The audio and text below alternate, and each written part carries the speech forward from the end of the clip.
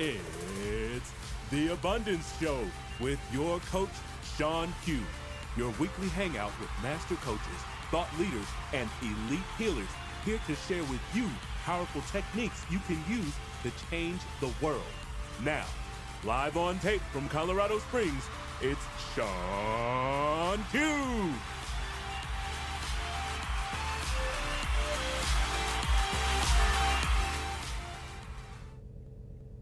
Hello, and welcome to the Abundance Show Season 2.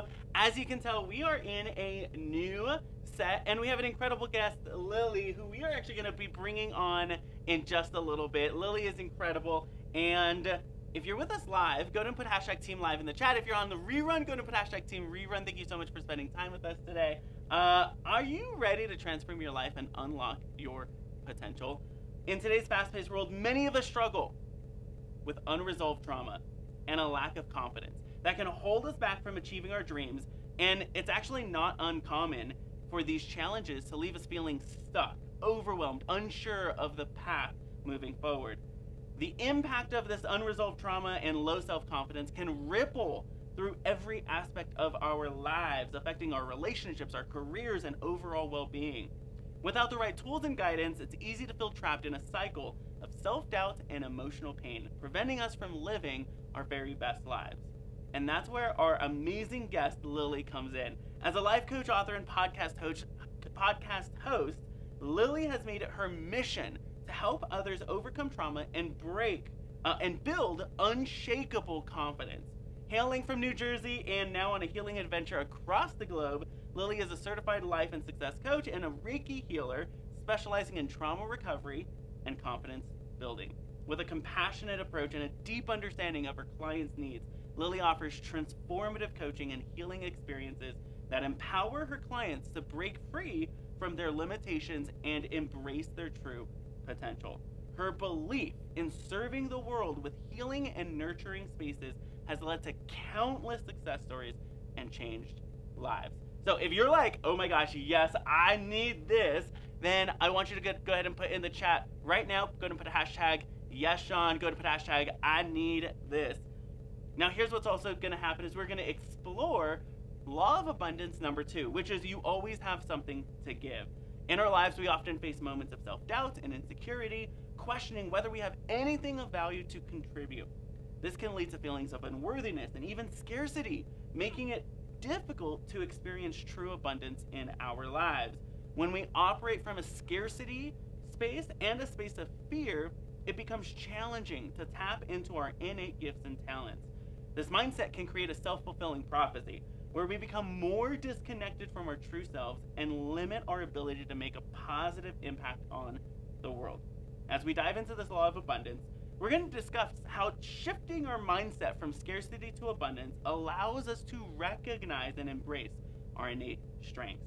We'll also share practical tips and exercises to help you identify your unique gifts and learn how to share them with the world. Now, if this is your first time tuning in, my name is ShawnQ. I am a high-ticket sales coach as well as an executive abundance trainer, and I help coaches live an abundant life at home and in business by throwing out all the ick and sleaze and non-consensual business tricks of the past so you can have more fun, your coaching can be more powerful, and landing clients can be oh so easy. Now, before we jump in, how you feeling? Go ahead and just take a deep breath in and hold it, and a deep breath out. Boy, do we got a good show for you today. Take one more deep breath in, hold it, and deep breath out.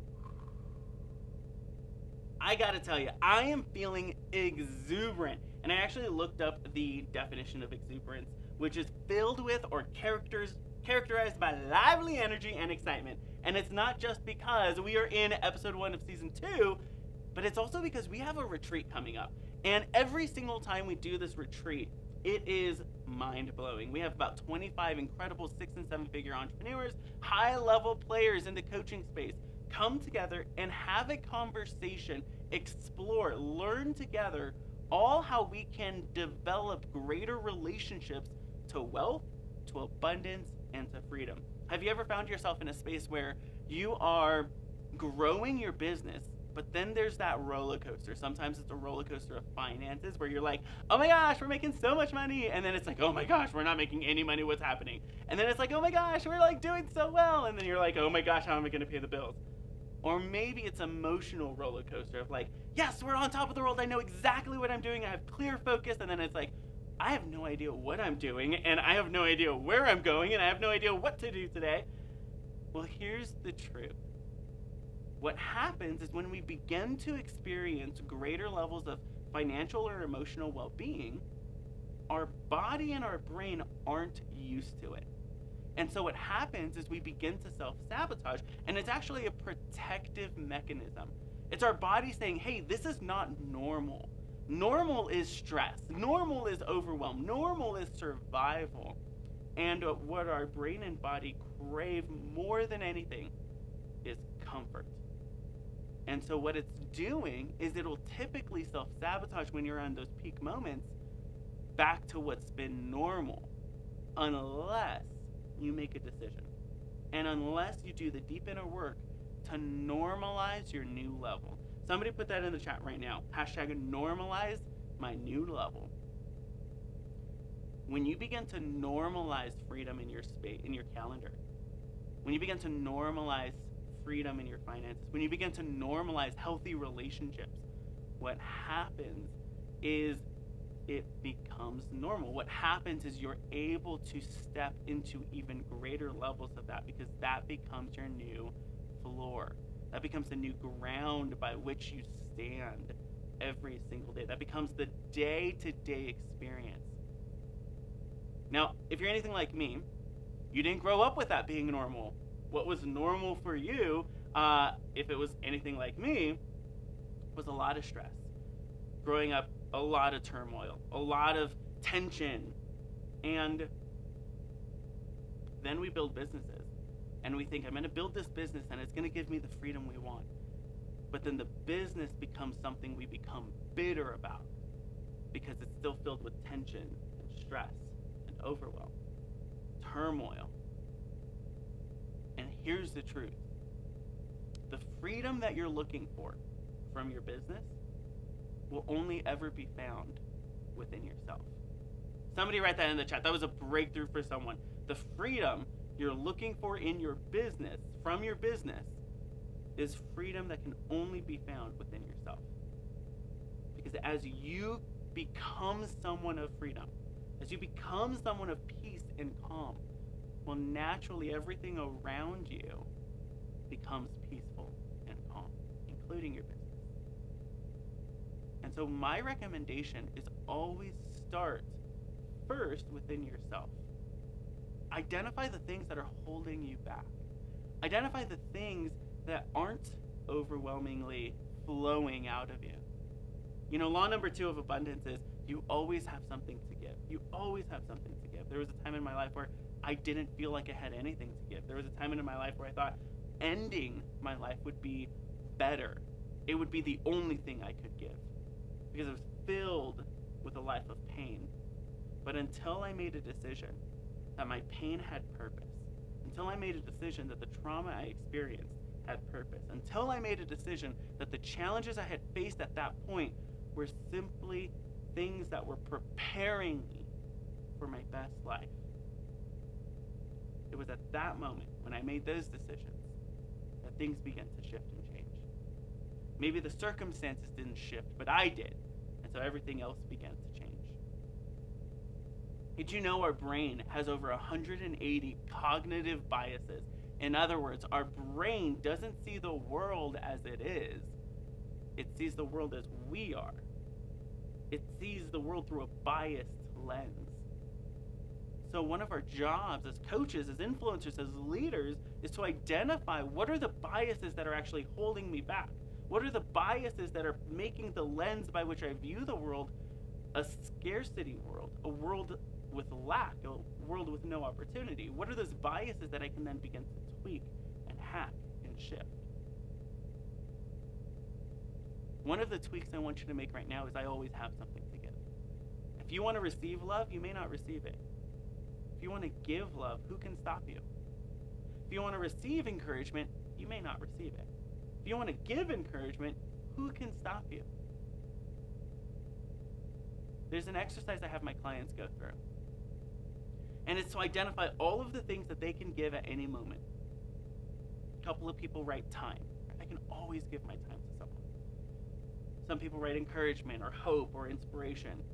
Some people write skill sets. They write, oh, I'm really good at writing. So I can always go to someone and say, hey, do you have any writing needs right now? I can give that to you.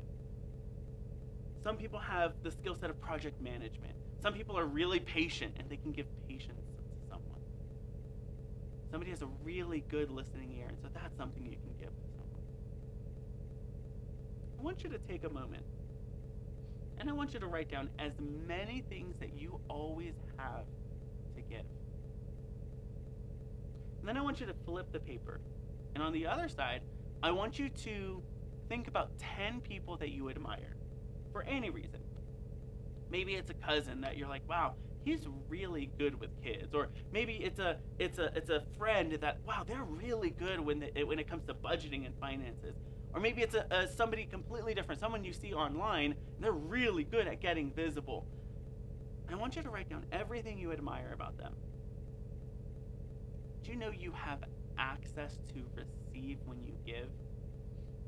What if you went to the person who is really good at getting visible and you complimented it and you acknowledged it and you said, hey, I just want to admire you for a second. You are so good at consistently getting visible. You are so good at showing up online. You are so good at being patient with kids and with your parenting. And you acknowledged it. And then you asked, I want to develop that in my own life. How do you do it? How do I do it? Here's the truth. As you acknowledge it and you encourage it, you will then begin to receive it. The truth, there's ancient wisdom here. Many of you have heard it. As you sow, you reap. So if you always have something to give, you actually always have something to receive. And that actually leads us to the book of the week, which is Hug Your Customers. Now, I read this book, and it was pretty incredible. And the book is all about how do you support, how do you outgive, and how do you create extremely satisfied customers. How do you show up in your world with your clients, with your coaching, with those who are around you so powerfully that it feels like they're being embraced, especially online when the world is in a virtual, we live in a virtual world. How do you create a sense that they're being embraced and that they belong? I want to actually read a little bit of an excerpt from this book, which I thought was just so good. It's from chapter 2, and it's called The Business Landscape. Why is hugging culture so important? It's because we believe retailing and business in general has undergone a fundamental shift in thinking and behavior in the last few decades. A shift that cries out for hugging. In particular, I've noticed 3 critical changes in the business landscape that are embraced by successful companies. The first, if you're taking notes, write this down. Reactive has shifted into proactive. The first big change was moving from a reactive to a proactive approach. Years ago, our sales associates often stood around and waited for people to come into our store. You waited and you reacted. May I help you? And we did. But that doesn't work any longer. Now you need to be proactive. You can't idly twiddle your thumbs until someone walks into your virtual door. You have to take actions that will bring customers through that door. In other words, you need to initiate the sale, not simply complete it. The second shift, if you're taking notes, write this down. Transactions have shifted to relationships. Years ago, everything was transaction-based. The interaction with your customer began and ended with the transaction. Say the customer bought something from you, you had no complaints, that was a nice sale, and you earned a great profit from it. End of discussion. You had no idea what the person was going to do with the service or product, and it wasn't that you didn't care, you just didn't have the mindset to ask the customer. Today, it's not enough to just make a sale. We have to ask the customer what they're using the services for, and then we can decode that into the right fit for them. Often we know a lot more than they do about how they should use our service in business to look and feel great. In the old days, they may have just done anything. Today, you have to listen in order to understand the customer's needs. And that means developing a personal relationship with him or her. Anyone can sell. That's not a relationship. So selling has shifted from transactions to relationships. It's moved from, may I help you, which is a transaction, into, what are you going to use this for? You're researching need. The critical difference in making the shift is how you think about your customers and clients. I believe in staying as close as possible to your customer. I'm going to end it there, but there's a whole framework right here. I highlighted it, and I want to give you, from this excerpt, those major shifts. You're like, oh my gosh, Sean, that's so good. Buy the book, go to Amazon, Hug Your Customers by Jack Mitchell. The old way was reactive. The new way is proactive. The old way was transactions. The new way is relationships. The old way was hoping someone shows up with a magic to buy. Now it's customer-led services. The old way was satisfied customers. Now it's very satisfied customers. The old way was settling at very satisfied customers. The new way is extremely satisfied customers. The old way was simply to meet expectations, and now it's to exceed expectations. This is a proven way to personalize sales and achieve astounding results by Jack Mitchell.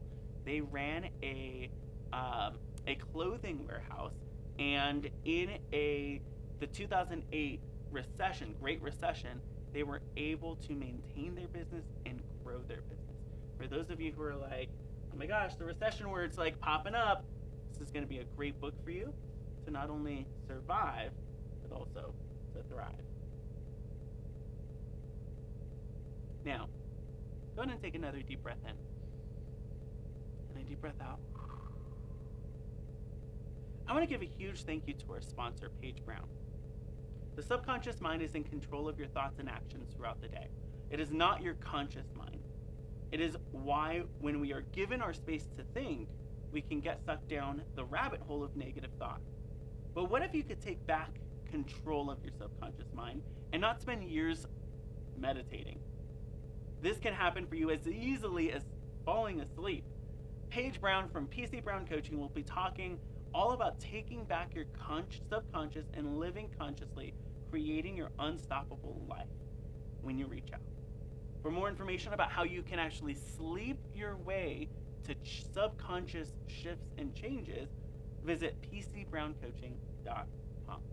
Now, I think I'm ready for our guest, and I'm really excited for this conversation because we have life coach, author, podcast host Lily Jeanette, a Jersey girl on a healing adventure all over the world, a certified life and success coach, and a Reiki healer who specializes in trauma recovery and confidence building, who believes it is her duty to serve the world with healing and a nurturing space to do better. Go ahead and give it up for Lily Jeanette.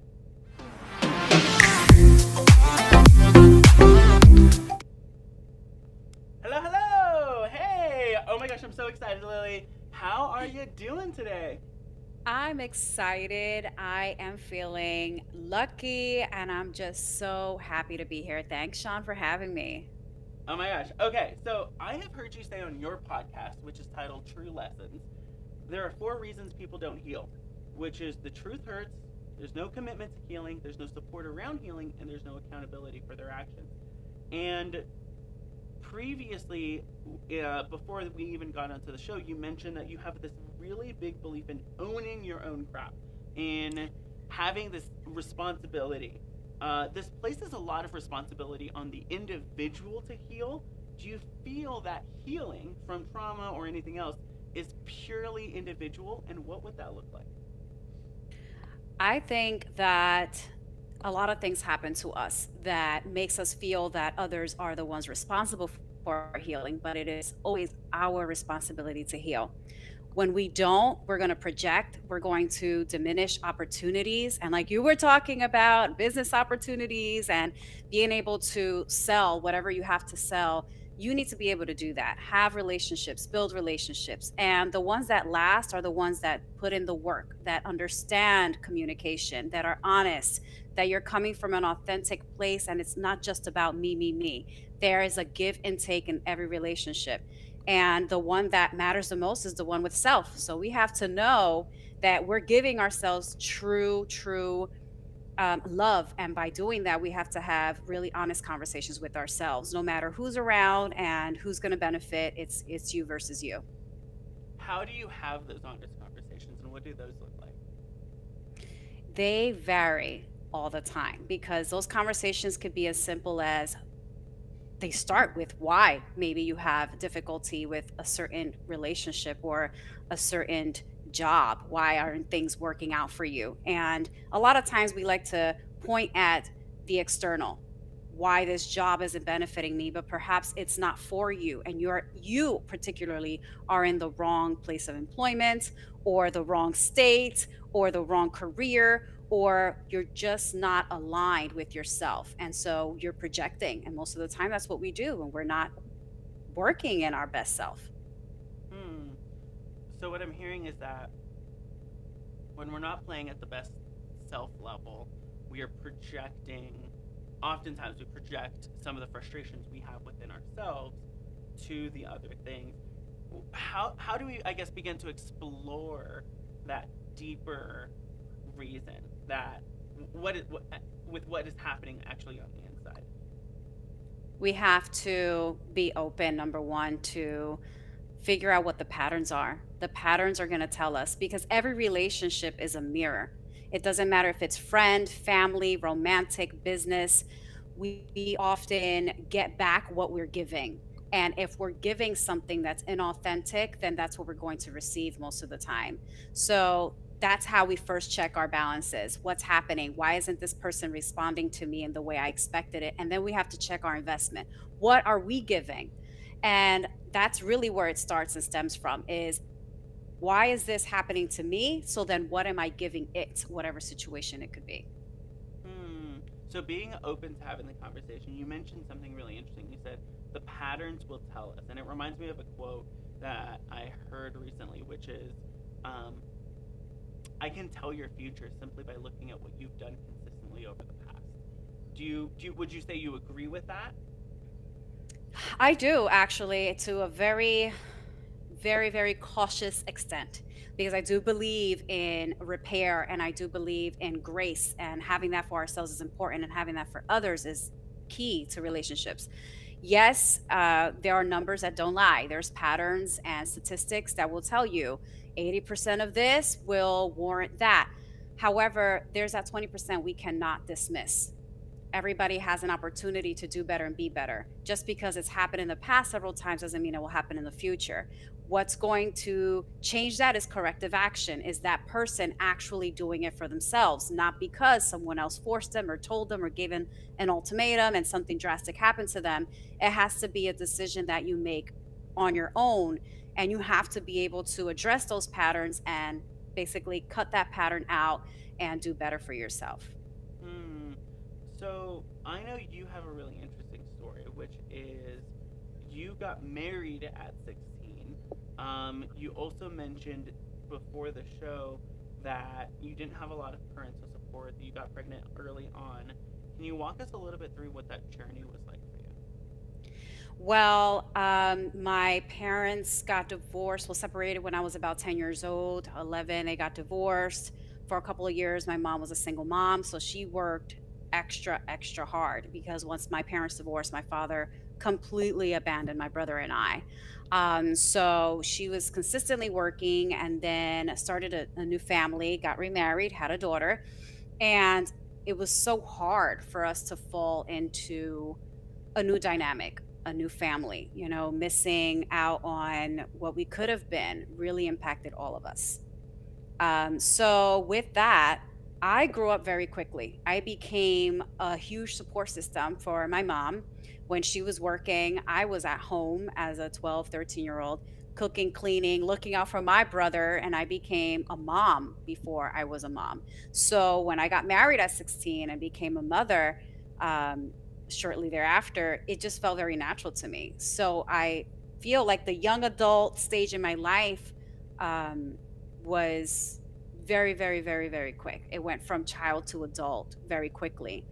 Um, but the struggle taught me so many lessons, and I still continue to learn them that I speak about a lot on my podcast. Um, but now they come up even more because I'm at an age, well, my kids are at an age where I was when I began my journey as an adult. I have a 15 and 17-year-old, and their age is teaching me of the life that I could have had or the one that I've designed for them. And it's almost unbelievable. Like things are playing out the way I expected it to because of the work we put in. We invested so much in our children and our family, and we don't know what this looks like. We don't know what a stable one last name family household looks like at this age and at this level in our lives. And sometimes it just feels like a movie. Tell me more about that. It's at our young age, we don't know anyone who's done it like us. And so we haven't had a support system that we can rely on. We are the trailblazers in our family. I was the first to graduate college. I'm the only woman to not be divorced, to have my children with one man, to, I mean, go back to all of my diploma, my college degrees are all in my marital last name. Um, and it's my identity. It's who I am completely. I'm not just wife. I it's everything that I always wanted to be, everything I saw on TV that I felt wasn't realistic. The TV moms, the moms who were the sports mom and hustled and wanted to do it all. I got to live that and I still live it to a certain extent. But I learned also that wanting to do it all doesn't mean you have to do it all. So there's also, as I learn, a lot of unlearning of what should it be, because sometimes we have very unrealistic expectations of ourselves and of our family and what it should look like. And sometimes it's very traditional, and that tradition doesn't always mean right. And sometimes it's very based on trauma, and just because you get to heal the inner child doesn't mean that the adult doesn't need healing as well, because we make so many mistakes along the way. But I think what's important is to focus on the tools that we gather along that journey. And I've had really good support. So while my husband and I haven't had that parental support when we got to a certain extent, we've been able to rely on each other very heavily and grow through that. So while we fell in love very young, we've been able to grow up and grow in love throughout the process, and that's been what's been our rock. We've been a glue to each other in so many ways. So you mentioned there's two things that really can hold us back, which is tradition and trauma. Is, well, this is the way that things have always happened, so I just got to keep doing that. And then trauma, which I'm curious, how do you define trauma? Well, trauma looks different to everybody. There is the physical trauma that your body can go through if you're in an accident and you need certain therapies and medical attention to be able to address that. And then there's also emotional trauma that can be combined with physical trauma. But the emotional trauma really hinders our spirit, our mindset, our hearts, our ability to connect with other humans and with self and with just life in general. So, trauma can be hard to heal when we don't address it, because what you can't see sometimes feels like you can hide.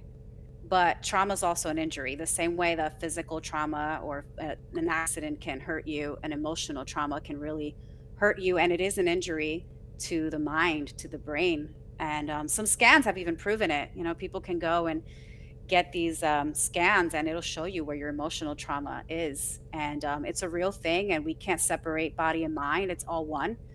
So it's important to realize that trauma can continue to build because one mistake, two wrongs don't make a right. So if we continue to add on to it, it just makes it harder for us to heal. But the good news is that you can heal from it. And it could take your whole life, but it's okay as long as we're working towards healing that. Hmm. You mentioned something just now that is really interesting. You said what you can't see, you feel you can easily hide. What do you mean by that? Well, we tend to put on a facade for people. We like to perform so that other people are comfortable and not you. And what healing does is reverse that.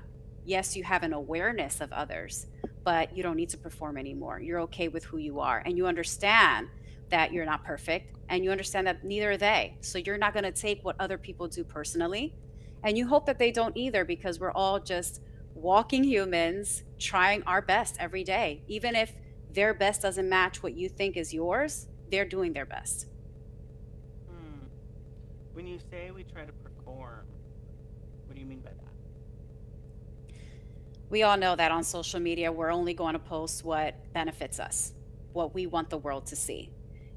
Where no one's going to screenshot their bank account unless they have millions in there. No one's going to do that and share that. No one's going to share how much they pay in bills. No one's going to share how they looked. Even the get ready with me, those videos you see. Yeah, there's a whole setup before you get ready with them. So the facade is what we allow other people to see. And what we allow other people to see a lot of times only includes snippets of the truth. So we omit parts that are not 100% authentic. And when we want to hide and can hide, we'll do that, especially when we have faced trauma and the trauma is keeping things to yourself.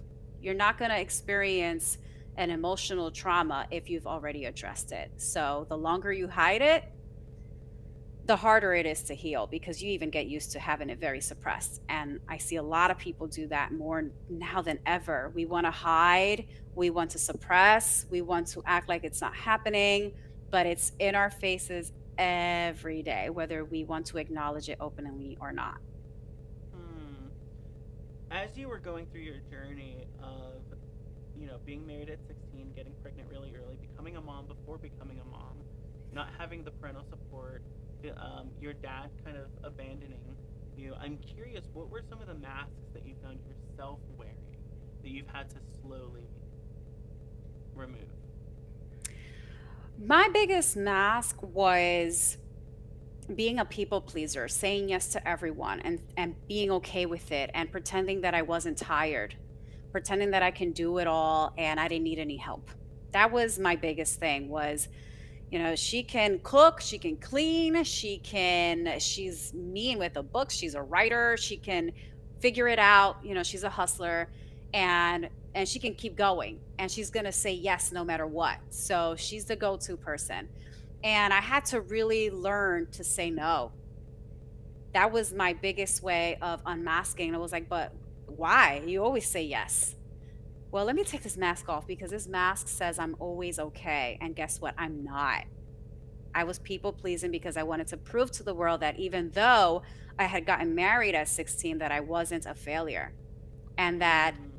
I was successful and I was of value. And so what? Daddy walked out. He's going to regret this, because I became someone, and I'm going to become a bigger someone each time and each chance I get. So I'm going to get this degree and that degree and that degree. And I'm going to not just be a full time mom, I'm going to work full time in a career I didn't think I could have. And I'm going to be a sports mom at that. And I'm going to cook every meal at that. And they're all going to be delicious. So unmasking was learning to say no. That's what it looked like for me. Was that easy? Um, it was easy to say no. What was hard was the guilt that I felt when I said no, because I was so used to people pleasing and seeing that people started to say, well, you're being, you're being different, you're being mean, you're being that. It was like, okay, that's what you think, because you're so used to my yes, that by me standing up for myself, it became really hard to maintain certain relationships, including my Mm. father, who was at some point in and out of my life. And when like, no, that's not correct, or no, you weren't around, and no, you don't get to speak on that. It Mm. became harder and harder. to speak with him because I learned to hold boundaries with certain people. And I found myself with less and less friends. And I said, that's okay. Because I learned it's quality over quantity with time. Mm. What was the reaction to you being less of a yes person and standing more in your power as far as creating those boundaries? Well, I can say that I made more room for me, for my own Mm. life, for the abundance to really flow that I didn't have room for because I was working for others and not for myself. And I mean that on a different level, not just corporate, but I was the yes person for even events that were held outside of my house. If we were hosting Thanksgiving, I'm like, why am I working harder than the host? Like, what's happening here? I'm not hosting this. What's happening? And when things changed, I found myself with more time to enjoy what was in front of me, my own holiday, my own self. Like, I don't have to rush through even washing my hair because I have more time because I said no to this. And I said yes to myself. And when I said yes to myself, I started to really believe that I deserve all the abundance that was coming my way. I deserved it. So I owned it and I made room for it. And it's here. Hmm. How did you develop that sense of worthiness? It took a lot of time. It took a lot of helping other people to find my way, actually. I didn't know that I was helping so many people throughout the process. Like, I didn't know I had clients before I had clients. I mean, I didn't know when people started saying, how do you do it? They would ask me, how do you do it? And my response was always like, what do you mean? How do I do it? Like, there's no other option but doing it. I never was afraid of hard work. I was always very open to facing challenges. And I was not just afraid of the failure part, not afraid of it, but I was also not afraid of success. And I always felt like successful people fail multiple times. And I read a lot of autobiographies and I saw how many times they failed till they reached the level of success that they felt comfortable.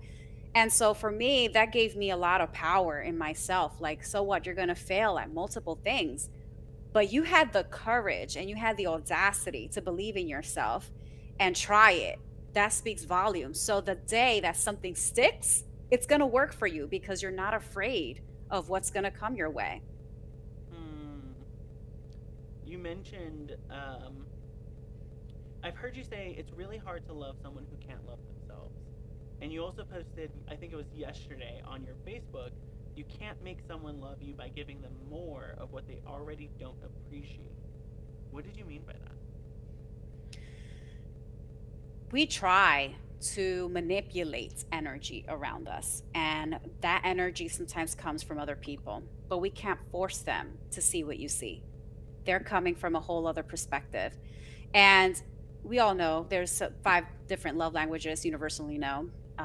But there's, I think, more than that. And sometimes the person doesn't even know how to receive the love. So no matter how much you give them, they're not willing to receive that because they're not open to that yet. They don't probably know they're worthy of it. And sometimes they're looking for it in the wrong places and it's probably right there the entire time in front of them. And you can't make them see it. You could only give them grace, hold space for them, but don't give too much of yourself where then you feel then that you're giving too much and then it feels like a sacrifice because love should never feel like a sacrifice. Hmm. Tell me more about that. Love is unconditional, whether you're in a direct connection with this person or a relationship. If you love someone, you can love them from afar. You can absolutely wish them well from afar. You can always send them all the good vibes, but you don't necessarily have to have room for them in your physical space every day. That's holding boundaries, and that's healthy for you and them. Is that something that you've found yourself having to do? Absolutely. I think I've spoken of my father and I wish him well. I think of him almost daily. It's where I came from, and um, I think that we even though we can't have a relationship, I do hold a very special place in my heart for him because I've released him. I forgave him over and over. It wasn't just one time. I've had to forgive him over and over again. And I can talk about him without being emotional anymore because I know that I have given space in my heart to understanding that he was human and he did the best he could, even though it probably wasn't half of what I deserved, but it was the best that he knew, in terms of being my father. But I know that I do love him and I do care for him. And inside, I know he loves me too. Even if we can't connect and have a relationship, I think that there's some sort of unconditional love that exists between us for sure. You know, I heard a quote once that said, once the emotional charge of trauma is removed, what you're left with is wisdom. And it sounds like as you are raising your own kids, you're bringing a lot of that wisdom in. I've also heard you say a couple of times in this interview the word grace. How are you creating grace and wisdom in your family today, knowing you're providing for your kids something you didn't receive in the first place? Um, I would say providing grace is holding space and not judging anyone for doing their best just because it's not yours. And knowing that it's always a learning process. No one knows it all. I know a little bit more today than I did yesterday, but I don't know what I'm going to know tomorrow. So, really, it starts with accountability, a safe space, because that's what everybody wants is to feel safe and secure. And holding grace is not holding you back from just because you didn't know that yesterday doesn't mean I'm going to hold you and treat you for the person you were yesterday. You're here today. We're here in the moment. We're present today. And tomorrow is not guaranteed. So we're going to be in the moment. We're going to be in the present moment. We're going to address it, even though it hurts. We have this thing in my family where we do blue truths. We sit around a circle and we talk it out, and that it doesn't leave the circle. If we feel there's something very important that we need to address, we address it as a family. And it's like when we mention blue truth, they're like, oh, it's about to go down. And they know that life coach mommy is coming, like trauma recovery is coming. We're going to address it together. And also speaking about hard things with my children, like really not keeping these things in my process. Like they understand that I went through many depressive episodes, that I used to be on anti-anxiety meds, how a new medication can impact me or affect me. They saw it through it all. They saw me grow up as well. And so they saw so many transitions, and I've never been afraid to show them who I am as a human. Yes, I am your mom. Yes, I am here to support you, guide you, lead you, and hold you. And I don't care if they're both taller than me, I'm still your mommy. But I am also human, and I am a woman, and I'm going to make mistakes. And a lot of the mistakes I'm going to do are going to be while I'm trying to be better, not because I neglected them in any way, shape, or form, or myself. Hmm. Has that been really difficult for you? Not anymore, because once I gave myself permission to be me and say no to others and say yes to myself, it became a lot more easy to show up for myself first and then for others. Hmm. I love your blue truths moment. It's very similar to something we have in our family, which is safe talk. Is hey, this is safe talk. Whatever is said in safe talk is doesn't leave safe talk, and anything is safe to say. If you hurt our feelings, okay, that's fine because you're communicating, and then we'll communicate those feelings and we'll explore it and figure it out together, which is so powerful. Has that been really helpful for you guys as you've grown as a family? Yes, actually. We used to have family meetings. My daughter would actually schedule them. She's the one who started it. She's a little mini me. I'm scared of her. Just kidding. But she started it where she would be like, "We need a family meeting." And during the pandemic, we would watch a lot of Red Table Talks with Jada Pickett Smith and her daughter and mother, actually. And I was like, well, we're sitting at a round table and they already have red. So I was like, let's come up with a color. My daughter said blue. I was like, all right. And what we're going to do is always speak our truth here. So there is no way we can judge each other. There's no way this leaves the space. So we're going to call it Blue Truths. And that's how it came about. And since then, there has been many, many, many tough conversations because we did begin that talk in that space during the pandemic where we had absolutely no one else we can talk to, interact with. It was literally just us at that time that we would speak to and do everything with every single day. So we had no choice but to really face these truths. And I'm so grateful for it because at their age at that time, they were 12 and 13. They were about to start, they're in the middle of middle school and high school, and it's such a hard transition in general. And I said, this is a perfect time to reconnect and relearn our kids and for them to relearn us so we can really, instead of go our separate ways, really reconnect and feel that family bond and support because the pandemic alone was so hard. And then they're going through their adolescent changes. And I'm like, whoa, what's happening here? This happened really fast. Our kids are growing up, and sometimes they grow faster than we can keep up with them. And so it really slowed us down as a family. And I'm glad we took advantage of that and opened up space for everyone, especially my husband, because it's hard, right? Especially for men to open up and to listen to their children talk about their feelings. So this was an amazing opportunity for all of us because I'm always yapping away and I'm always trying to talk about the hard stuff and be really open and have the deep conversations. But for us as a family entirely, it was extremely moving, and we're probably due for one. Actually, we're due for another truth too, blue truth.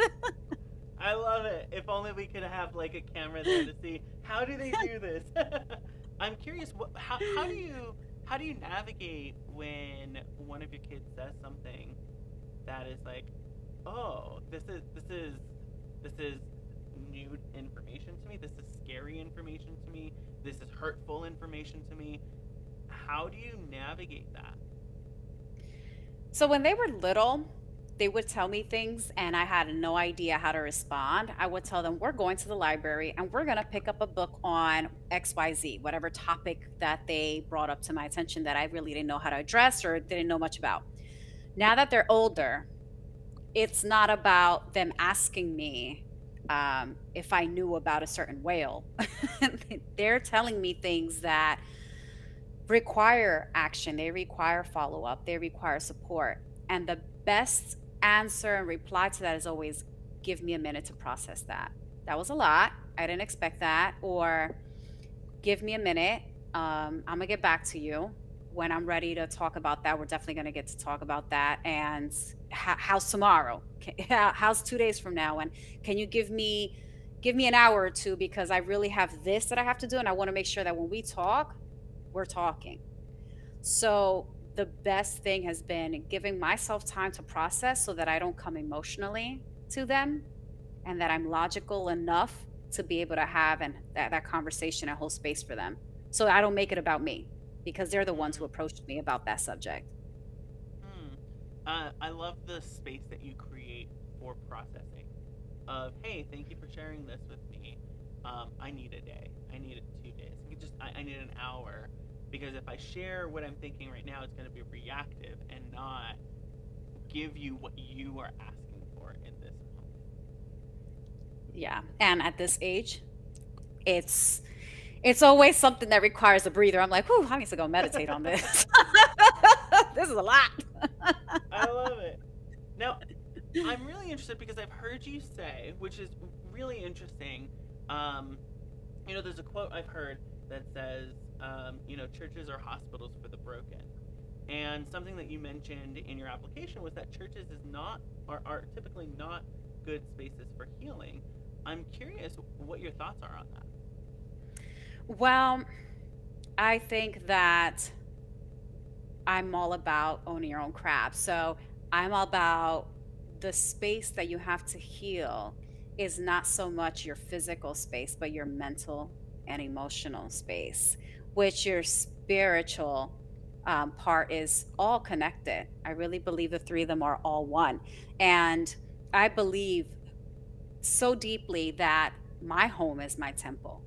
My home is that spiritual space where we rest, where we work, where we spend time together, where we eat, where we have grown into this family, where we just be ourselves and we don't have to mask in any way, shape, or form. That's our temple. Um, I believe that churches are a great community space. They're a great space to feel like you belong. But my kids and our family doesn't have to leave our house to feel like we belong. We don't have to go and enter someone else's space to feel loved, to feel community, to feel healing, to feel heard. That should not be it. They can feel that. They should feel that anywhere they go, but they shouldn't have to leave this home to feel happy, to feel joy, to feel peace, to feel connected in any way, shape, or Mm. form. I can hear the passion as you describe this. Where's that come from? I grew up heavy in the church. When I was a little girl, we lived right in, I guess, the church's parking lot and the backyard of my house were kind of connected. It was only a little brick wall that I used to squeeze myself through to go to the nun house. but and I loved the church. I grew up Catholic, and then once I met my husband, I started church hopping different Christian churches, non-denominational, Pentecostal, all of the above. And I never felt accepted. I always felt like I was being boxed. I always felt like every rule was against me as a woman, or everything I had done was always sinful, that I had no room to be me. I had no room to be creative or open. It was always no, close. It was the opposite of abundance for me. It was close and follow this and don't think for yourself. This has already been thought out for you. So be quiet, listen, and keep it moving. And I was like, what? I can't, that's not me. Okay. I need a space where I can be vocal, where I can challenge and be challenged, because that's where you're going to grow. And being boxed in was not going to be the way I can heal. And I felt that it was a beautiful space to feel that love and community and connectiveness, but there was no way that I could grow as a woman, as a human, and as a spiritual being that I am in that space. For me, particularly, it wasn't going to be the way that I could grow. Hmm. Would you encourage people who are finding it difficult to forgive or to create spaces of grace, um, to to create that within their own home? Absolutely. And I'd say you could do both. Just don't rely on any external Hmm. sources. We all have the power within ourselves. When we shut off the noise of social conditioning, of politics, religion, of tradition, of social media, society, expectations of money, when we shut off that noise, our own intuition is going to guide us in a way that no one could. We are Hmm. our best doctors, our best healers. We can diagnose ourselves. In our dreams, it will come to us what we really need to tap into, what's really wrong with us. If you're a really strong spiritual being, that doesn't mean that you shouldn't go to church. I think you should absolutely go. I think it's wonderful. My daughter and I were talking about it last week. She's like, hey, you know, I kind of want to go back. Okay, let's go. We can go to a service, and two, we don't have to make it a weekly thing, or we can go every week until we feel like we've reached that fulfillment that we're looking for. It's okay. You can certainly go. I just would say don't be dependent of it. Hmm. Growing up, I was very um, heavily involved within the church. I actually worked at the church for 8 years full time, and what I found was there was some great relationships I developed, and there was some great opportunities to have conversations. And I also found myself disassociating from my own space and my own home, and I found the solace that I was looking for somewhere else. And there was this disconnectedness to myself, to my own body, to my own experiences, and just this acceptance of the box that was been pre-laid. And what I find, I think you've laid it out very well, although I haven't communicated it this way, but I think we've done that within our own home, is with my daughter, with my wife, we've created that safety, that rest, that hope, that connectedness, that sense of belonging within our home. And we have found what I used to find externally, I've now found that in such a more fulfilling way internally, which is so powerful. Okay, I've so enjoyed this interview with you. We are now going to be in our speed round, which means you have 30 seconds to answer these 10 questions. Are you ready, Lily? I think so. Let's go. Okay. Now, just to prepare you, these are really difficult questions. So the first question is, what is your favorite comfort food? Oh my gosh, my favorite comfort food is it's Christmas dinner. Puerto Rican, Dominican Christmas dinner. The pernil, the rice with gandules, the potato salad. That's like for me it's just so comforting. It's not an easy dish. You gotta spend all day cooking. So Oh, I can smell the house in the morning already. Oh man, so good. Okay, question number 2. Which book has had the biggest impact in your life and why?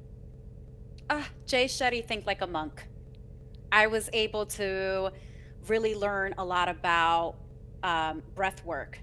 And that breath work it really helped me way off. And I haven't used any anti-anxiety meds in 2 years. Wow, that's quite the impact. I love Yep. that. So cool. Question number 3. If you could have a 1-hour coaching session where you're the coach with anyone alive, who would it be and why? Anyone alive and who would it be? Oh, that is tough.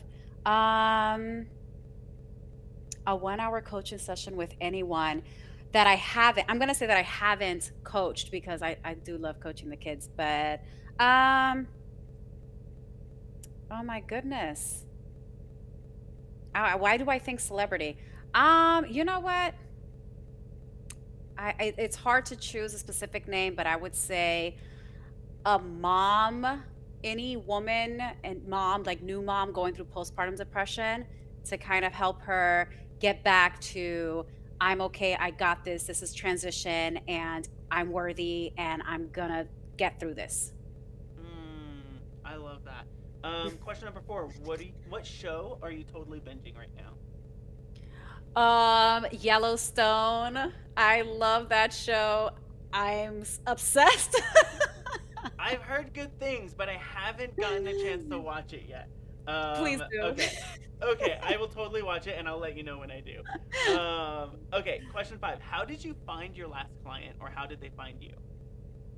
Actually, through a group called Latina Mom Squad, I found on Facebook, and I went to a couple of events, and I found some of my clients there actually.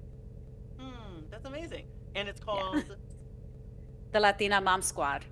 the Found them on Latina TikTok, Mom and Squad. then got to them on Facebook and attended a few events. So it's been amazing. I love it. Okay, question 6. What do you think happens when we die? I think physically our bodies rot and our spirits just go on to be the best version of ourselves that we never gave ourselves a chance to be before everything happened to us. I love that. Beautiful. Question 7. As a Reiki healer, what's your favorite energy boosting technique or practice? Cleansing the space. I love the smell of Palo Santo. And so what does that look like? What do you do? It's like you're burning a stick, Palo Santo, and you cleanse your space. Sometimes you can chant something or say a prayer or just let the words come to you, and you just kind of create the space and flow of air and natural wood, and cleanse your aura. I love that practice. I love it. After a long day of coaching, what is your preferred self-care or relaxation method? A hot bath. Hot Mm. bath. I That's love it. it. Question 9. Who is your favorite teacher growing up and why? My favorite teacher, her name was Miss Ross. She just had this gentle air about her that no matter what tough kids were around her in the class, she remained collected and classy. So I was like, I want to be like that when I grow up. I love it. So good. And last question, how can listeners connect with you to learn more about your services, your books, your podcast, everything you're doing? Everything. Well, you can find me on lilyjeanette.com or on Instagram, lily_Jeanette_. You can check out any of the coaching sessions, opportunities, and events on empoweredmajestyteam.com. And my podcast is called True Lessons, available everywhere you hear your podcasts. I love it. Lily, last word of encouragement to those who are listening, specifically to the mom who is in the season of postpartum. What would you say to her right now? There's nothing wrong with you. You are just transitioning. You are in a moment of change. You don't know who you're evolving to, but you know where you're coming from. So just know you're so worthy and you're so loved and you are love. So slow it down. You don't have to be on anyone else's time and space because life will continue on with you and you're worthy and we need you and you need you. So keep going, keep pushing. I love it. So good. Lily, thank you so much for spending time with us today. Thank you, Shawn. It's been amazing. I loved it here. I really appreciate you holding this space for me. Thank you so much. Now, if you were live with us, go to put #Team Live and then also put your greatest insight and gold nugget that you got from Lily. I know I have like so many that I wrote down. Your patterns will tell you what your future is. What you can't see, you feel you can easily hide. And so it's so important to reveal that. And as you begin to heal, you make room for you. She has a book coming out called Now You're Healed, Now What? And I think she's going to be finished with it in the fall. Make sure you check that out. Go follow her. A huge thank you to our sponsor, Paige Brown. Go to pcbrown.com to pcbrowncoaching.com and you'll be able to get all the information about how you can tap into your subconscious through the power of sleep. I'm your host, ShawnQ, your abundance trainer, and I am so honored to have been on this journey with you. Take a deep breath in and a deep breath out. One more time as you in, breathe in all the goodness you received today. And as you breathe out, extend that to everyone around you. I'm ShawnQ, and we'll see you in the next episode.